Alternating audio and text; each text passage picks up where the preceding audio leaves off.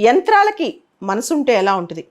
యంత్రాలకి భావాలు, భావోద్వేగాలు వస్తే ఏ విధంగా మనుషులు రియాక్ట్ అవుతారు? యంత్రాలు ఎలా ఉంటాయి? మనిషికి యంత్రానికి మధ్య సంబంధం ఏ విధంగా ఉంటుంది? మీరు రోబో సినిమా చూసే ఉంటారు. రోబోకి మనసు వస్తే ఏం జరిగింది? రోబోకి మనసు లేనప్పుడు ఎలా ఉంది? రోబోలో మనసు పుట్టాక ఏం జరిగింది? ఇవన్నీ విచిత్రంగా ఉన్నాయి కదా.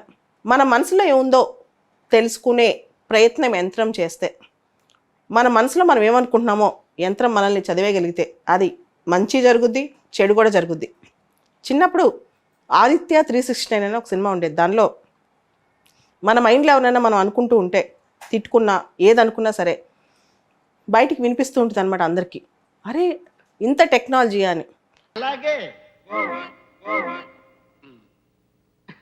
నా వైఫ్ ఇదేం టెలిఫోన్ రా బాబు, ఇంటి గుట్టంతా రట్టు చేసేస్తుంది.